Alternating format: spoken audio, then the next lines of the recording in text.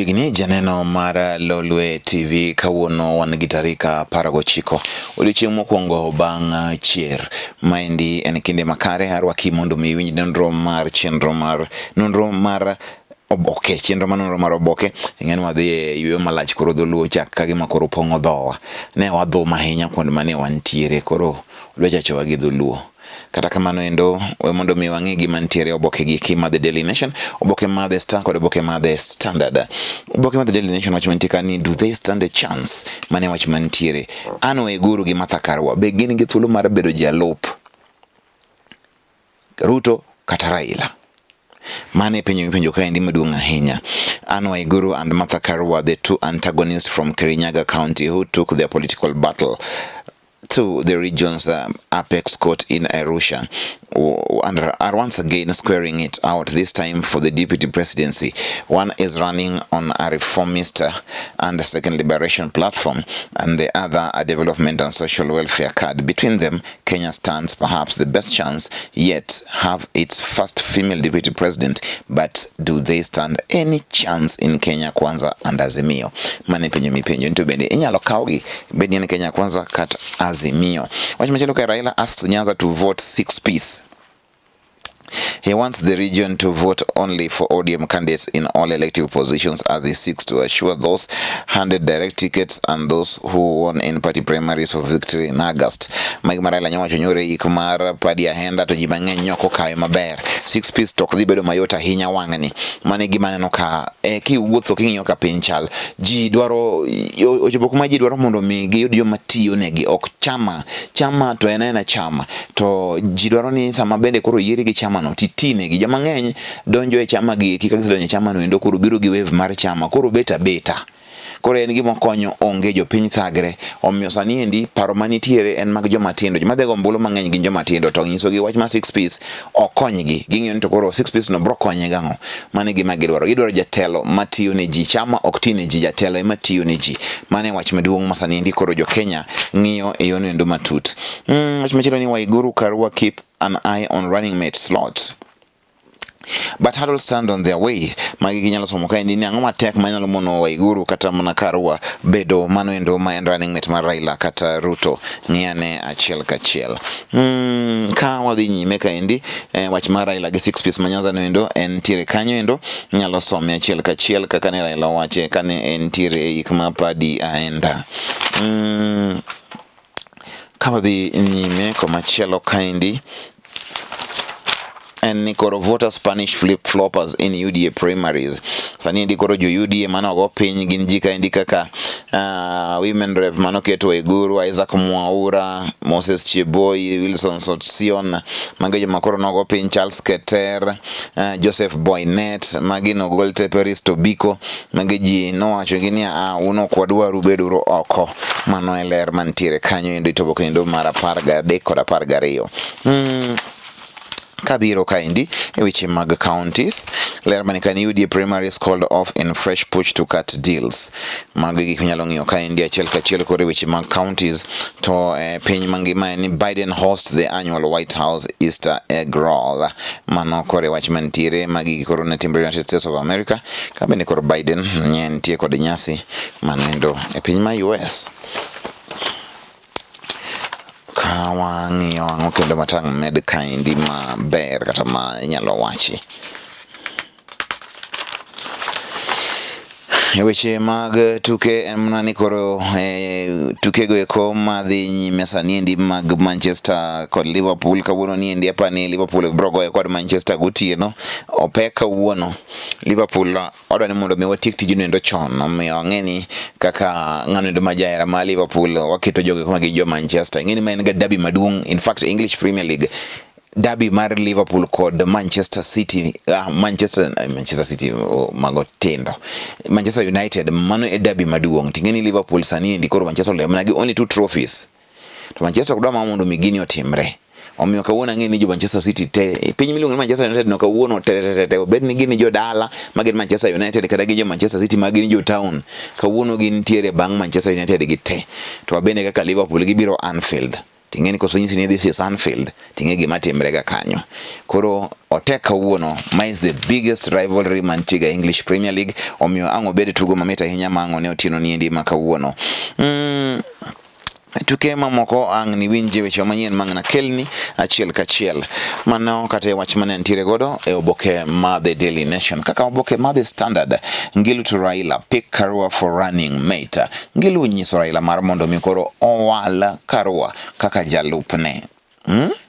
Kao Karua kaka jalup mari. The Constitution of Kenya calls for 50-50, and therefore, as a new leader, our presidential candidate will be considering a woman to be a running mate. My watchman titing any Kalonzo Kalonzo to bed running mate Maraila. Ngilu kore kuhinia gino me Karua. Ngilu gi Kalonzo be yuarega yorok mang'eny. The Kitui governor and other members of Azimio Women League Challenge Coalition's presidential nominee Raila Odinga to pick a woman for running mate just a day after Kalonzo said he must be on the presidential ticket. Raila bro kao Karua donda la matino bro ngeyo.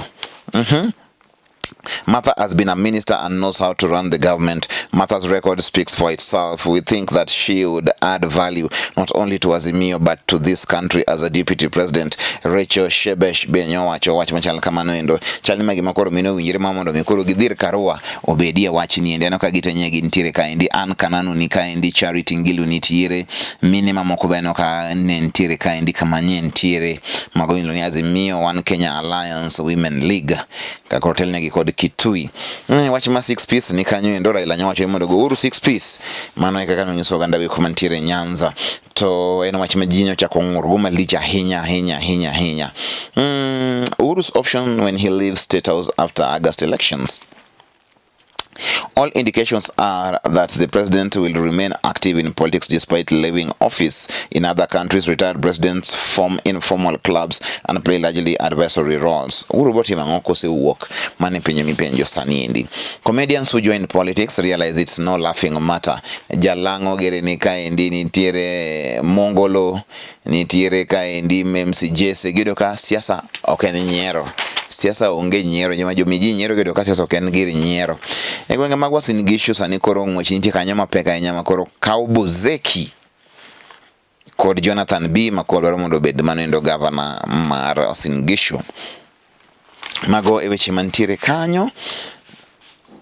Governor Baringo governor Stanley Kiptis nyoyombuga UDA. En wach malicha hinya. Kain governor tiyo mbinadi nominations. Ereka kiyombo governor nominations kwa kitimo tam ni mokuongo. Baringo sebedo kain kamano kata mokuongo chande negi golo the first governor. En logo di chiel. One elders police probe killing of Ohangla manager. Ndiwa chanyo timbrenyoro manager mar Emma Jalamo. Nungu ni Clemo. Nye onegi gwenge ma Kisumo. Police are holding one suspect in connection with the fatal stabbing of popular Wangla manager, famously known as CMM Clemo.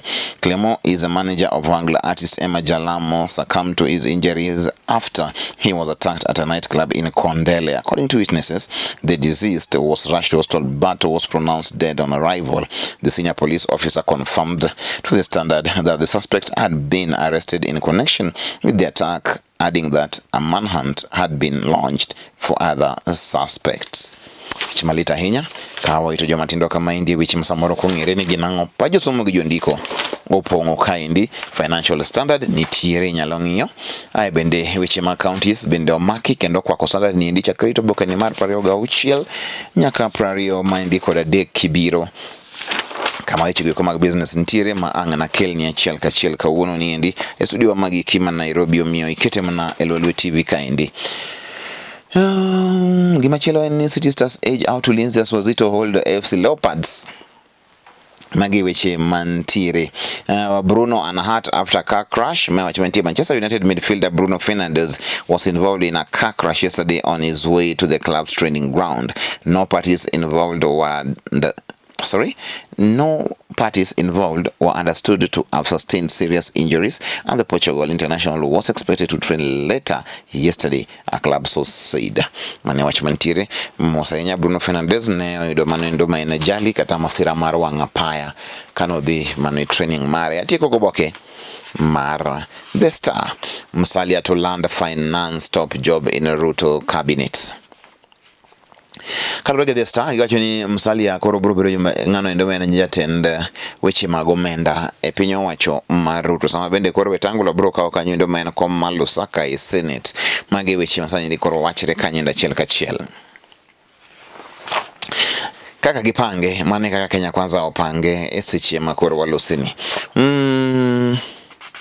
CS Yatani slashes 66 billion from ministries, agencies in austerity measures. Mane wachmantire kanyindo sani koro ngondo mendago eko makagi kacha mabeone gebeni koro sani ndi koro nitiyo godo e weche mamoko. Kaka State House oma billion achiel, National Treasury oma billion auchiel, Inspector General of Police oma billion ariyo, Defense oma 33 million kamano nyaka gichop piny koro mane kaka okete. Wach mar Raila directs Nyanza to vote ODM 6 piece. Mane wach mane ntiere kata kamano ing'e weche mane ntiere nyoro sama weche makamago ikono wachi achiel kachiel. Mendi ne liend padi aenda medi. I'm safe pair of hands for Raila. Sanini koro moto wacho ni eng'ama koro koyier mondo mi otigi Raila kaka jatelo maluwo Raila to dhi tiyo tich maler ahinya. Koma nambari ni jidwari malich manadi. Wuod Jeremiah Nyaga wacho ni ento odhi e debe. Odwaro mondo mi odhi e debe. Ibro sama mano mondo mi ng'eni to koro en ang'o miyo wacho kamano. Mano Jeremiah Nyaga, mano be nyinge. Mano nyakwar Jeremiah Nyaga. Ma wuongi niluongo ni Nyaga mancha notho. I'll remember the name. What is has Rayvanny quit Diamond's record label? Magi wachmantire Rayvanny koro wuok Wasafi kose. Magi penjo mi penjo. I'm innocent gospel singer jailed for life. Mane wachmantire kandi ntija kumoro menja wendi injili masani ndi koro tuinya ka chieng. To wacho ni onge gi ketho mora. Willie Paul besani koro lielo mago magin dreadlocks mage. So mane ndia wadi se biro ng'eyo sama bende koro Calligraph Jones has told bloggers to stop castigating artists who refuse to be interviewed. Mane wachmantire kanyo ndo wuod Bondo wacho ni jogi eki gin ka giluongo watu kwa dhi to koro en mana wach makoro igoyi mbui malich ahinya. Kisumu kawuono en ODM primaries. Mane wachmantire. Kisumu residents say they are ready for ODM primaries. Aspirants for Senate, MP, MCS positions have been traversing the county to consolidate support. But anxiety and mistrust have hit the county, with residents afraid of a replay of anomalies witnessed in voting elsewhere. Kawuono jo Kisumu county mano county na goeuru mana maberi rujo magikuma udwaro malongo mondo mi joti memna gi kwe mane kaka itime. Winning quadruple is hard, says Liverpool's Van Dijk. Mane wachmantiere Van Dijk wacho ni okweto mondo mi kaw kombe ang'wen e season achiel.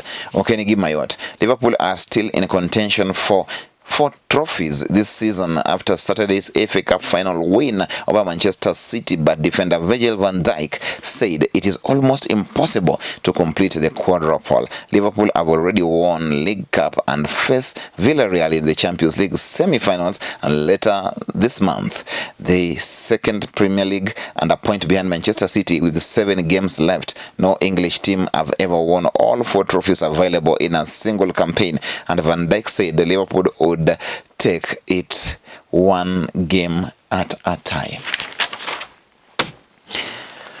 Okoyot to antan gadiera onyalo kawe wan kaka Liverpool okoyot wan bende. Pochgi Park ne jebet kod Chepchirchir mano endo e weche ko mag Boston Marathon 126 Boston Marathon mane giloyo achiel kachiel. Kenya no nyiso ni pod gin ema gin household names e weche gi mag marathon. Boston Marathon winners, kudos. Warum e weche manyien ang e kinde ma owinjore.